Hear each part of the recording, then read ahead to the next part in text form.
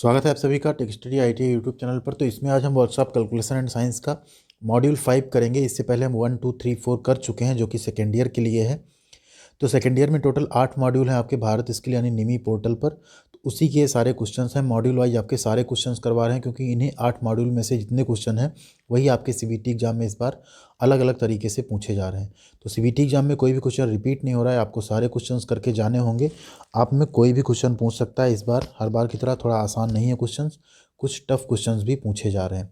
तो जो मॉड्यूल 5 है आपका वो है इलास्टिसिटी। इससे पहले हम लोग फ्रिक्शन, सेंटर ऑफ ग्रेविटी और उसके बाद जो है सेक्शन का एरिया एंड ये सब निकालने का जो तीनों मॉड्यूल था चारों वो कर चुके हैं। चौथा मॉड्यूल आपका अलजेब्रा यानी बीजगणित भी हम करवा चुके हैं। तो पांचवा मॉड्यूल हम लोग करते हैं। इससे पहले अगर चैनल पे आप नए हैं तो चैनल को सब्सक्राइब कर लीजिए और साथ में बेल आइकन भी दबाइएगा, जिससे आपको सारी नोटिफिकेशन मिलती रहे। यूट्यूब पे कोई वीडियो अच्छा है या बुरा है वो उस पर मिलने वाले लाइक पे तय होता है। तो आप लोग अगर वीडियो पसंद आए तो लाइक ज़रूर कर दीजिएगा, जिससे कि ये वीडियो और भी बच्चों तक पहुंच पाए। तो पहला क्वेश्चन यहाँ पे देखते हैं। टोटल इसमें जितने क्वेश्चन सारे करेंगे हम लोग इस मॉड्यूल का।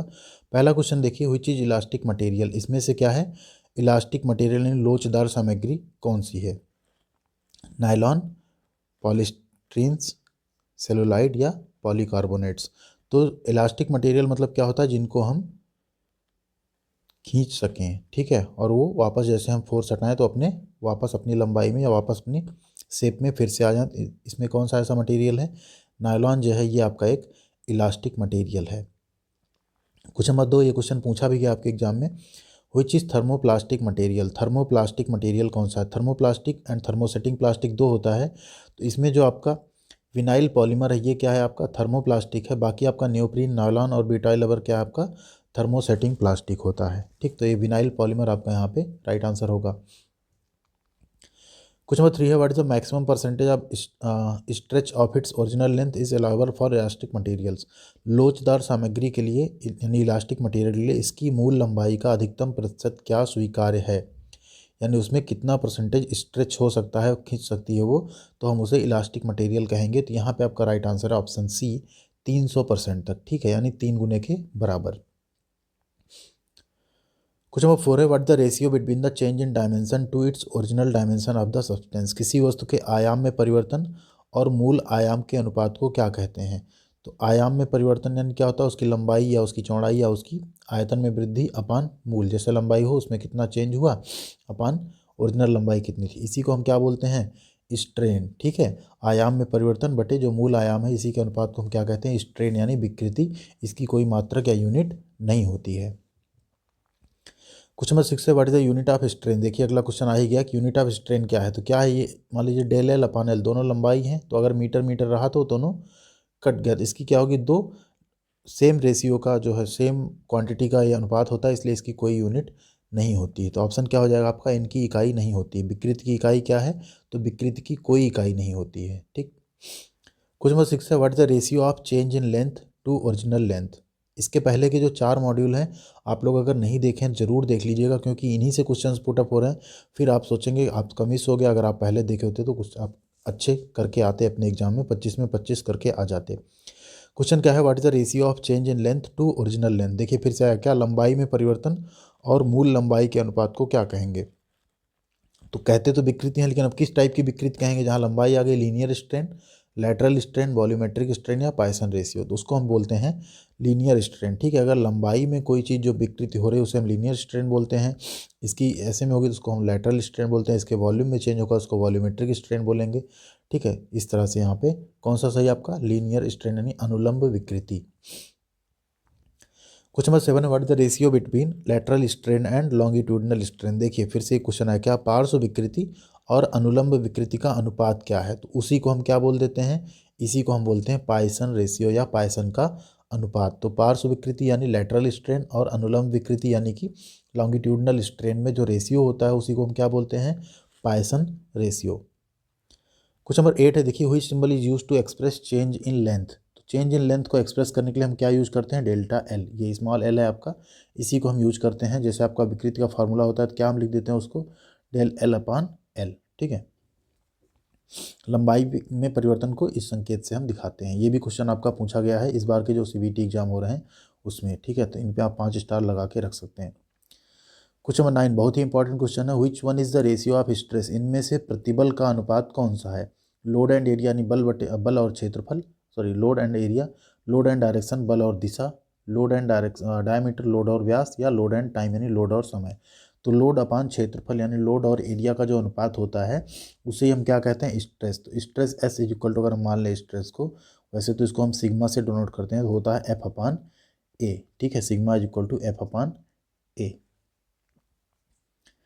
क्वेश्चन नंबर 10 है which force acts on rivets, कौन सा बल रिवेट पर कार्य करता है? रिवेट से मान लीजिए हम क्या करते हैं, किन्हीं दो प्लेट्स को हमने रिवेट से जोड़ा हुआ है, ठीक है, और इन पे अगर हम कोई बल लगाएं तो क्या होती है? रिवेट पे कौन सा बल आता है? यहाँ पे शियर फोर्स आता है। ये शियर मतलब क्या होती है? कट सकती, कर्तन हो सकता है इसका। ठीक, तो राइट आंसर क्या हो जाएगा आपका? कौन सा बल रिवेट पे कार्य करेगा? कर्तन बल। ध्यान दीजिए, तनाव बल, संपीड़न बल या झुकाव बल रिवेट पे काम नहीं करता है। कौन सा बल काम करता है? कर्तन बल। क्वेश्चन नंबर 10 देखिए, वही व्हिच टाइप ऑफ स्ट्रेस, अब अभी हम लोग बात किए ना, कर्तन बल अगर लग रहा है तो उसी को हम क्या करेंगे? कर्तन बल के कारण जो स्ट्रेस आएगी उसको हम क्या कहेंगे? शियर स्ट्रेस या कर्तन प्रतिबल कहेंगे। ठीक है, तो रिवेट के ऊपर इसमें क्या लग रहा है? दोनों तरफ से अगर ये इधर ये इसको खींच रहा है, ये बल इसको खींच रहा है, तो रिवेट बीच में से क्या हो सकती है? शियर हो सकती है, कट सकती है। इसी को हम बोलते हैं कर्तन प्रतिबल या शियर स्ट्रेस। ये भी क्वेश्चन बहुत इंपॉर्टेंट है, पूछा भी गया आपके यहाँ। क्वेश्चन नंबर 12 है what is the formula for bulk modulus. तो बल्क मॉडुलस यानी बल्क मापांक का सूत्र बताना है आपको। तो क्या होता है? टेंसाइल स्ट्रेस अपन टेंसाइल स्ट्रेन यानी तनाव प्रतिबल बटे तनाव विकृति, कंप्रेसिव स्ट्रेस और कंप्रेसिव स्ट्रेन का अनुपात, volumetric stress and volumetric strain का अनुपात, या शियर स्ट्रेस और शियर स्ट्रेन का अनुपात। तो जो बल्क मॉडुलस होता है उसे हम बोलते हैं वॉल्यूमेट्रिक स्ट्रेन। ठीक है, आयतन में जो वॉल्यूमेट्रिक स्ट्रेस जो आयतन में स्ट्रेस आई, एंड वॉल्यूमेट्रिक उसकी वजह से जो स्ट्रेन हुई, इन दोनों के अनुपात को हम क्या बोलते हैं? Bulk modulus. क्वेश्चन नंबर 13 है which law states that within elastic limit stress is directly proportional to strain. इन कौन सा नियम बताता है कि प्रत्यास्थता सीमा के अंदर प्रतिबल जो है विकृति के समानुपाती होता है? तो प्रतिबल विकृति के समानुपाती होता है, इसे बताता है हुक का नियम, यानी हुक्स लॉ जो है ये स्टेट देता है कि अगर प्रत्यास्थता सीमा के अंदर जो प्रतिबल है वो विकृति के समानुपाती होगा। Question number 13 what is the name of the point C. ये भी आपके 4 जनवरी और 5 जनवरी के क्वेश्चन में जो पेपर आए थे उसमें पूछा गया था। तो ये जो सी पॉइंट है ना, ये वाला पॉइंट यहाँ पे आप देख रहे हैं ना, ये जो पॉइंट है, ऐसा ग्राफ गया, ठीक, ये जो पॉइंट है सी, इसी को हम बोलते हैं ईल्ड पॉइंट। क्या बोलते हैं? ईल्ड पॉइंट या पराभव बिंदु। इसी सी पॉइंट को हम क्या बोलते हैं? पराभव बिंदु या ईल्ड पॉइंट। क्वेश्चन नंबर 15 है what is the term used for maximum stress attend bye a material before rapture. ध्यान दीजिए, टूटने से पहले एक सामग्री द्वारा प्राप्त अधिकतम तनाव के लिए किस शब्द का उपयोग किया जाता है? कोई मटेरियल है, उस पर हम बल लगा रहे हैं, ठीक है, तो टूटने से पहले, जस्ट टूटने से क्या पहले यहाँ से ब्रेक हो, उससे पहले की जो मैक्सिमम स्ट्रेस है उसे हम क्या कहते हैं? तो उसी को हम बोलते हैं अल्टीमेट स्ट्रेस। क्या बोलते हैं? अल्टीमेट स्ट्रेस या उच्चतम प्रतिबल। ठीक, क्वेश्चन नंबर 16 है what the ratio between ultimate stress to working stress. ध्यान दीजिए, अल्टीमेट स्ट्रेस अभी हम लोग बात किए उच्चतम प्रतिबल यानी जिसपे एकदम टूट जाएगा, और वर्किंग स्ट्रेस क्या है? जिसमें वो नॉर्मली जितना वो उसका एक बोलते हैं ना सेफ लोड या वर्किंग लोड जितना रहे वर्किंग स्ट्रेस। ठीक है, इसी दोनों के अनुपात को हम क्या बोलते हैं? इसी को हम बोलते हैं फैक्टर ऑफ सेफ्टी या सुरक्षा गुणांक। ठीक, क्या बोलते हैं? फैक्टर ऑफ सेफ्टी या सुरक्षा गुणांक। अल्टीमेट स्ट्रेस और वर्किंग स्ट्रेस के अनुपात को क्या बोलेंगे? फैक्टर ऑफ सेफ्टी या सुरक्षा गुणांक। इसके ऊपर आगे एक क्वेश्चन भी आएगा। क्वेश्चन नंबर 17 है what is the ratio of ultimate load to area of original cross section. अभी क्या आ गया? Ultimate load. ठीक है, क्या आ गया? Ultimate load and area of cross section. तो इसे हम क्या बोलते हैं? अल्टीमेट लोड, और एरिया ऑफ क्रॉस सेक्शन को ही हम क्या बोल देते हैं? Ultimate stress. अभी हम लोग बात किए थे ना, सिग्मा इज इक्वल टू क्या होता है? एफ अपान ए। एफ जहाँ क्या है? लोड, एंड ए क्या है? Cross sectional area. उसी को हम क्या बोलते हैं? Ultimate stress. इस पे भी न्यूमेरिकल आने वाले हैं आगे। क्वेश्चन नंबर 18 है what does the point B denotes in the stress strain graph. इसमें आप देखेंगे तो सी के जस्ट पहले क्या है? बी है, A B C D E. ठीक है, तो जो सी था वो तो यील्ड पॉइंट था, जो बी पॉइंट है उसे हम बोलते हैं एक्चुअल में इलास्टिक लिमिट। क्या बोलते हैं? Elastic limit. ध्यान दीजिए, किसी मटेरियल पे हम लोड लगाना शुरू करते हैं, पहले वो क्या होता है? फैलता जाता है, फैलता जाता है, यहाँ तक उसकी क्या है? इलास्टिक लिमिट है, यहाँ तक तो फैलता है। देन फिर क्या होता है? अब वो टूटने के कगार पे बढ़ेगा। सी क्या हो गया? उसका यील्ड पॉइंट हो गया। उसके बाद क्या हो जाएगा? वो फिर परमानेंट इलोंगेशन हो जाएगा उसमें, वो अपने वापस सेम कंडीशन में नहीं आएगा। तो उसी को हम बी पॉइंट को क्या बोलते हैं, इलास्टिक लिमिट। वहाँ उसकी क्या होती है, प्रत्यास्थता की जो सीमा है वो खत्म हो जाती है। क्वेश्चन नंबर 19 है, what is the ratio of shear stress to shear strain. ध्यान दीजिए, शियर स्ट्रेस यानी शियर प्रतिबल और शियर विकृति के अनुपात को क्या कहेंगे, प्रत्यास्थता मापांक यानी modulus of elasticity, modulus of rigidity या दृढ़ता मापांक, बल्क मॉडुलस या बल्क मापांक, या यील्ड पॉइंट यानी पराभव बिंदु। तो उसे हम क्या बोलते हैं, मैक्सिमम शियर स्ट्रेस और मैक्सिमम शियर स्ट्रेन के रेशियो को हम बोलते हैं मॉडुलस ऑफ रिजिडिटी। क्या बोलते हैं, दृढ़ता मापांक या modulus of rigidity. Question number 20 है, what is the ratio between stress and strain. प्रतिबल और विकृति के अनुपात को क्या कहते हैं, प्रतिबल और विकृति का अनुपात ही हमारा क्या कहलाता है, यंग मॉडुलस कहलाता है। ई जिसको हम कहते हैं यंग मॉडुलस, वही होता है हमारा क्या, प्रतिबल और विकृति का अनुपात, स्ट्रेस और स्ट्रेन का रेशियो। क्वेश्चन नंबर 21 है, which force acts on crank shaft. Crank shaft है आपकी, ठीक है, क्रैंक शाफ्ट पे कौन सा लोड काम करता है, तो क्रैंक शाफ्ट पे हमेशा काम करता है आपका टॉर्सनल स्ट्रेस, या हम इसी को मरोड़ प्रतिबल या टॉर्सनल प्रतिबल बोलते हैं। क्रैंक शाफ्ट पे हमेशा कौन सा प्रतिबल काम करेगा, टॉर्सनल। ये भी क्वेश्चन आपका बहुत इंपॉर्टेंट है, आप चाहें तो इसको 5 स्टार दे सकते हैं, ठीक है। क्वेश्चन नंबर 22 है, which is thermosetting plastic. Thermoplastic हम लोग पीछे देख चुके हैं, अभी थर्मोसेटिंग प्लास्टिक पूछ रहा है, तो कौन सा है आपका इसमें, जो आपका मेलामाइन रेजिन्स हैं, ये क्या है आपकी थर्मोसेटिंग प्लास्टिक है। कैसी प्लास्टिक है, थर्मोसेटिंग प्लास्टिक।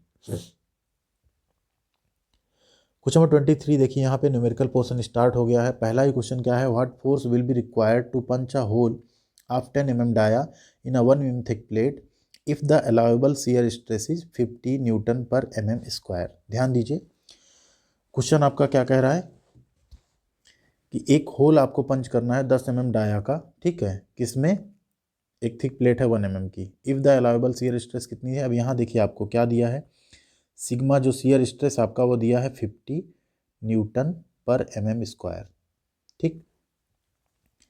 डाया डी आपका दिया है कितना, 10 mm। अभी हमको क्रॉस सेक्शनल एरिया निकालने की जरूरत पड़ेगी, तो आर कितना हो जाएगा आपका 5 mm, डाया का आधा हो जाएगा। अब फार्मूला होता है रो is equal to F upon ए क्या है यहाँ, क्रॉस सेक्शनल एरिया। ध्यान दीजिए, अगर कोई ऐसा डायमीटर है तो ये नहीं कि उसका पूरा एरिया, इसका एक क्रॉस सेक्शनल एरिया, ठीक है, क्रॉस सेक्शनल एरिया नहीं पाई आर स्क्वायर, अगर सर्कुलर है तो पाई आर स्क्वायर होगा।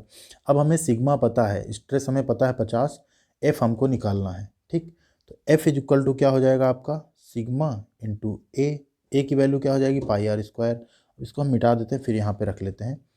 तो हम लोग क्या करेंगे, एफ इज इक्वल टू क्या हो गया आपका, सिग्मा इंटू ए। सिग्मा आपका कितना दिया है 50 न्यूटन पर mm स्क्वायर, ए आपका हो जाएगा पाई आर स्क्वायर। 50 इंटू पाई का मान 22/7 इंटू आर स्क्वायर कितना हो गया 5 इंटू 5, ठीक है।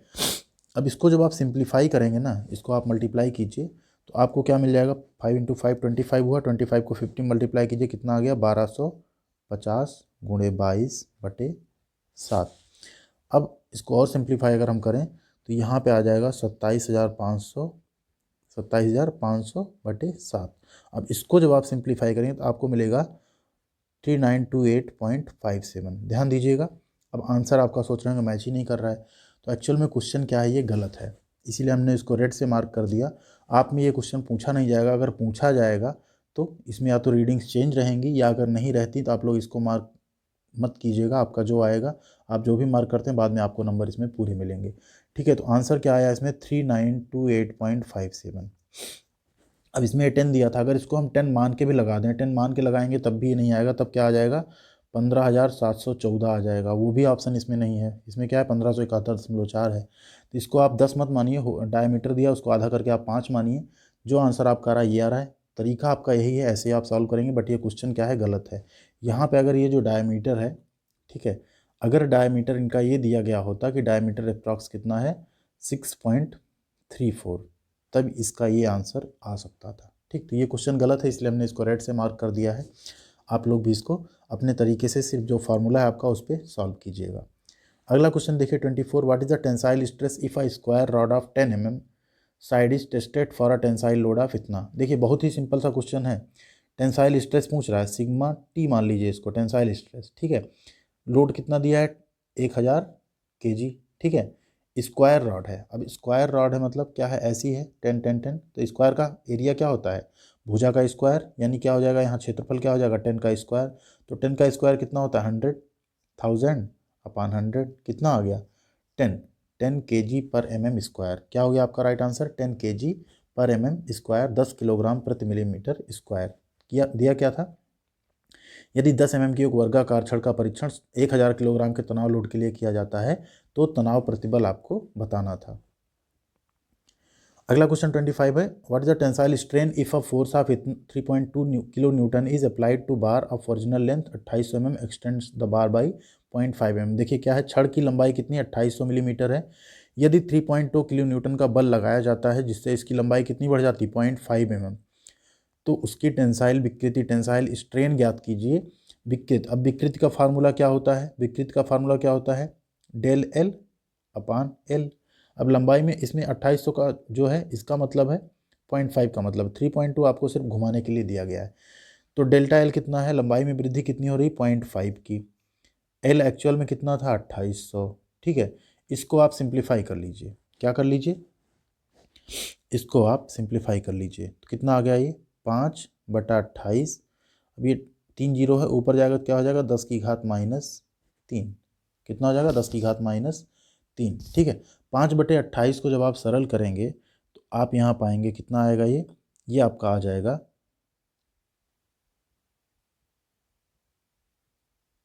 0.178, इतने के अप्रॉक्स आएगा। 10⁻³ है, 3 जीरो और बढ़ जाएंगे तो क्या हो जाएगा आपका 0.0000178। इसको आप सिंप्लीफाई कर लीजिएगा तो आपका राइट आंसर क्या हो जाएगा 0.0001786 आपका यहाँ पे राइट आंसर आ जाएगा। क्या करना है आपको 0.5 को 2800 से भाग देना है। अब क्वेश्चन नंबर 26 है, how much strain is developed in an iron rod of 1 metre length gets elongated by 1 centimetre if a force of 100 kg is applied at the one end. क्या है, लोहे की एक छड़ है, ठीक है, इसके एक एंड पे क्या किया गया 100 kg का एक फोर्स अप्लाई किया गया। अब जब 100 kg का फोर्स अप्लाई किया गया तो क्या हो गई, ये तो है इतनी सी बढ़ गई, कितनी बढ़ गई 1 सेंटीमीटर। तो आपको निकालना क्या है यहाँ पे स्ट्रेन, स्ट्रेन क्या हो जाएगी, अभी हम लोग स्ट्रेन निकाल के आ रहे हैं। स्ट्रेन अगर हम निकालेंगे तो क्या होगी, ओरिजिनल जो लंबाई में वृद्धि हुई कितनी हुई 1 सेंटीमीटर, सेंटीमीटर ही लिख लेते हैं ऊपर, ओरिजिनल लंबाई कितनी थी उसकी 1 मीटर, अगर मीटर को सेंटीमीटर बदलेंगे कितना आ जाएगा 100, 1/100 का हम अगर सिंप्लीफाई करें क्या आएगा 0.01। ठीक है, कितना आ गया 0.01, 1/100 अगर आप करेंगे उसको हम क्या लिख सकते हैं 0.01। अब ये क्या है स्ट्रेन यानी विकृति है, इसकी कोई मात्रा क्या है, कोई यूनिट नहीं रहेगी। क्वेश्चन नंबर 27 है, what is the Young modulus if a wire of 2 metre long 0.8 mm square in cross section increases its length by 1.6 mm on suspension of 8 kg weight from it. यदि एक तार 2 metre लंबा है, 0.8 mm square cross section है और 8 kilogram भार के निलंबन पर 1.6 mm बढ़ जाता है तो उसका यंग मापांक आपको ज्ञात करना है। अब यहाँ पे हम क्या करेंगे, सब कुछ लंबाई mm में दी है और भार किस में दिया गया है किलोग्राम में, हमको आंसर भी आप देखेंगे किलोग्राम में सब है, mm में है, तो यूनिट हम कोई भी चेंज नहीं करेंगे, बस हम लोग क्या करेंगे अपने फार्मूले पे सारी चीज़ों को पुटअप कर लेंगे। ठीक है, पुटअप कर लेते हैं, क्या दिया है यंग मॉडुलस निकालना है आपको, तो यंग मॉडुलस क्या होता है स्ट्रेस अपान स्ट्रेन, हम लोग पढ़ चुके हैं ना फार्मूला स्ट्रेस अपान स्ट्रेन। अब ध्यान दीजिए स्ट्रेस क्या होता है एफ अपान ए, हम लोग पढ़ चुके हैं स्ट्रेस क्या होता है एफ अपान ए, और स्ट्रेन क्या होता है डेल्टा एल अपान एल। अब इससे फार्मूला क्या बन के आया आपका एफ इंटू एल अपान ए इंटू डेल्टा एल, याद कर लीजिए फार्मूला एफ इंटू एल अपान ए इंटू डेल्टा एल। ठीक है, इसी में क्या करना है हमको जो भी वैल्यू दी गई है उसको रख लेना है। अभी हम लोग रख लेते हैं तो y बराबर क्या आ जाएगा आपका f कितना दिया है देखिए 8, ठीक है, l कितना दिया है 2, ठीक, इसको मीटर में दिया क्या करेंगे mm में बदल लेंगे, 1000 से मल्टीप्लाई कर दीजिए। अब डेल्टा l कितना हो रहा है आपका 1.6 और एरिया आपका क्या निकल के आएगा यहाँ से, एरिया ऑलरेडी आपको दिया कितना दिया है 0.8 mm स्क्वायर ऑलरेडी दे दिया आपका 0.8 mm स्क्वायर। ठीक है, सिंप्लीफाई कर सकते हैं हम लोग, ये 2 जीरो यहाँ से कट होगा तो यहाँ पे बढ़ जाएगा। ठीक है, 8 2 जा 16, ये 2, अब यहाँ कितना है देखिए, इसको हम क्या करते हैं 10 लिख लेते हैं, इनको हम कर लेते हैं उसमें कितना लिख लेंगे 10/8 इंटू 10⁴ इस तरह से कर लेते हैं। 10/8 को आप सिंप्लीफाई अगर करेंगे तो आप यहाँ पे पाएंगे कितना आएगा 10/8 आपका आएगा 1.25 इंटू 10⁴। अब 10⁴ मतलब 4 जीरो है तो 1.25 के आगे हम चाहे 4 जीरो बढ़ा लें या हम इसकी डेसिमल को हटा दें और कितना आ जाएगा 12,500। तो आंसर कितना आ गया आपका 12,500 किलोग्राम प्रति mm²। इसको आप सिंप्लीफाई कर लीजिएगा इसी फार्मूले से आसानी से आ जाएगा। फार्मूला क्या है आपका Young's modulus is equal to ठीक है F into L upon delta L into A. सब कुछ आपको दिया है रख लेंगे आ जाएगा। क्वेश्चन नंबर 28 है what is the safe stress if the ultimate stress of a material 35 kilogram पर mm² and factor of safety is 5। यदि उच्चतम प्रतिबल कितना है देखिए दिया है अल्टीमेट स्ट्रेस यूएस, हम इसको यूएस लिख लेते हैं शॉर्ट में, कितना दिया 35 और सुरक्षा गुणांक फैक्टर ऑफ सेफ्टी एफएस कितना दिया है 5। ठीक, तो सुरक्षित प्रतिबल या सेफ लोड हम लोग अभी बात किए थे ना factor of safety is equal to क्या होता है ultimate stress upon working stress. ठीक है, इसी में अगर हम रख दें अभी क्या कर दें F S equal to ultimate stress upon working stress, हमको निकालना क्या वर्किंग स्ट्रेस, तो वर्किंग स्ट्रेस इक्वल टू क्या हो जाएगा ultimate stress upon F S. Ultimate stress कितना दिया है 35, एफ कितना है 5, कितना हो गया 7। राइट आंसर क्या आ गया 7। अगले पे चलते हैं क्वेश्चन पे। क्वेश्चन नंबर 29 है व्हिच टाइप ऑफ स्ट्रेस। अब यहाँ पे आप देखिए ये भी क्या कर रहा है इसको दबा रहा है, ये भी इसको क्या कर रहा है दबा रहा है। ठीक है, तो यहाँ एक ऐसी स्ट्रेस हो गई इसे हम बोलेंगे कंप्रेसिव स्ट्रेस। यही अगर खींच रहा होता तो हम क्या बोलते हैं टेंसाइल स्ट्रेस। ठीक, यही अगर बीच में कोई मेंबर या रिवेट होता तो हम बोलते हैं रिवेट के ऊपर शेयर स्ट्रेस आ रहा है। ठीक, तो ये कौन सा स्ट्रेस है दबा रहा है तो इसको हम बोलेंगे संपीड़न प्रतिबल या कंप्रेसिव स्ट्रेस। तो ये आपके 29 क्वेश्चंस थे मॉड्यूल 5 के। इसके बाद आपका बचता है मॉड्यूल 6, 7 और 8। तीनों मॉड्यूल हम आपका कल नहीं तो परसों मॉर्निंग तक करवा देंगे। 16 से आपके पेपर हैं, 16 से 31 जनवरी। उसमें इन मॉड्यूल के बाहर से कुछ नहीं पूछेगा, तो आप लोग खुद भी पढ़िए, अपने दोस्तों के साथ भी शेयर कीजिए। और अभी तक लाइक नहीं किया वीडियो को तो लाइक कर दीजिए, शेयर तो कर ही दिया होगा आपने, कर भी दीजिए दोस्तों से। और चैनल पे सब्सक्राइब नहीं किया तो कर दीजिए और नोटिफिकेशन बेल पे ज़रूर क्लिक कीजिएगा ऑल पे, जिससे कि जो भी वीडियो हम आपके लिए डालें वो आप तक ज़रूर पहुँच जाए। Thank you very much.